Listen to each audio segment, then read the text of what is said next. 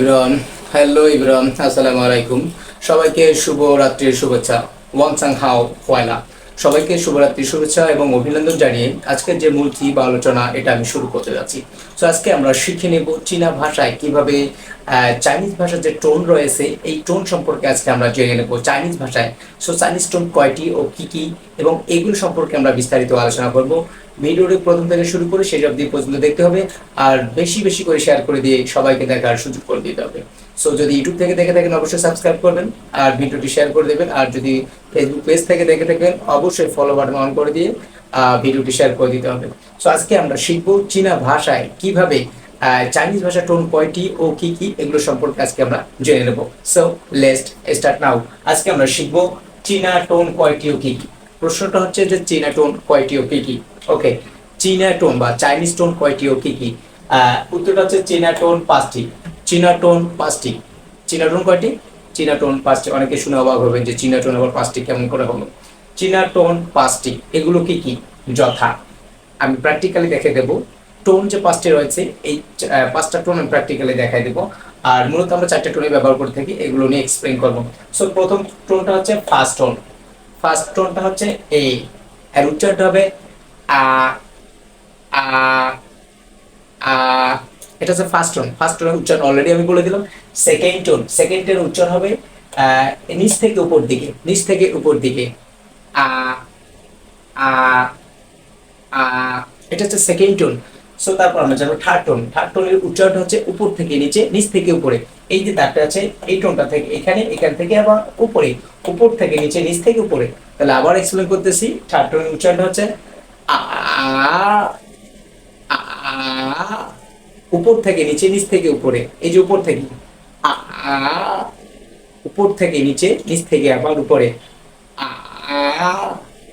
এটা হচ্ছে third tone. তারপর আমরা জানবো ফোর্থ টোন। ফোর্থ টোনের উচ্চারণটা হচ্ছে উপর থেকে নিচে আঘাত করবে আ আ আ। এটা হচ্ছে ফোর্থ টোন। আর ফিফথ টোন বা শূন্য টোন, এটাকে এর উপরে কোনো টোন ব্যবহার করা হয়নি, অর্থাৎ শূন্য টোন। এটা স্বাভাবিক অবস্থা থাকে। আমরা জানি শূন্যর কোনো দাম নেই, যা স্বাভাবিক অবস্থা থাকে, যেটাকে জিরো অবস্থায় নেওয়া হয়েছে, জিরোর কোনো দাম নেই। সো এটাই, এই টোনটা কিন্তু ব্যবহার করা হয়নি। সো মূলত চাইনিজ টোন হচ্ছে 5টি, ব্যবহার করা হয় 4টি। মাথায় রাখতে হবে চীনা টোন কয়টি। চীনা টোন হচ্ছে মূলত 5টি। চীনা টোন হচ্ছে মূলত 5টি, কিন্তু ব্যবহার করা হয় 4টি।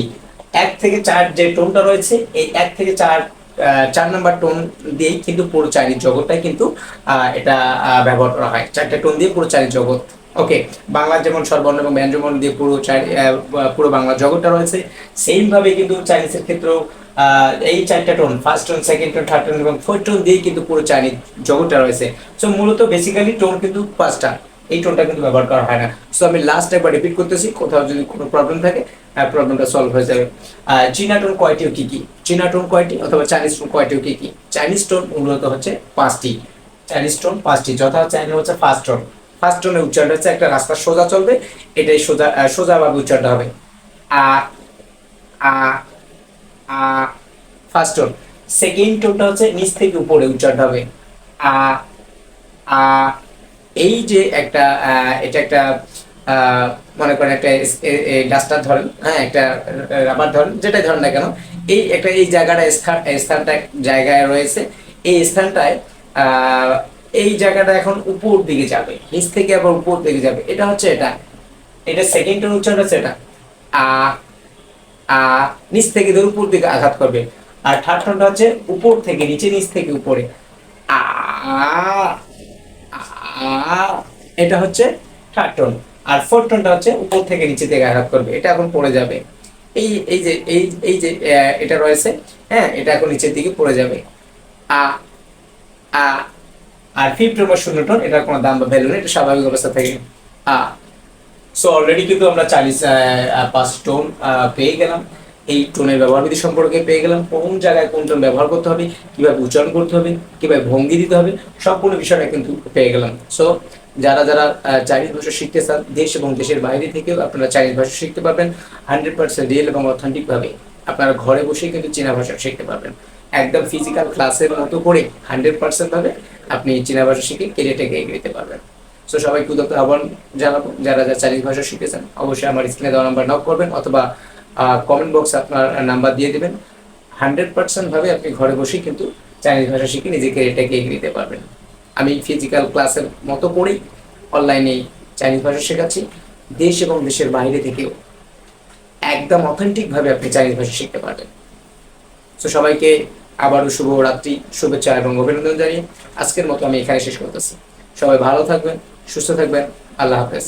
আসসালামু আলাইকুম।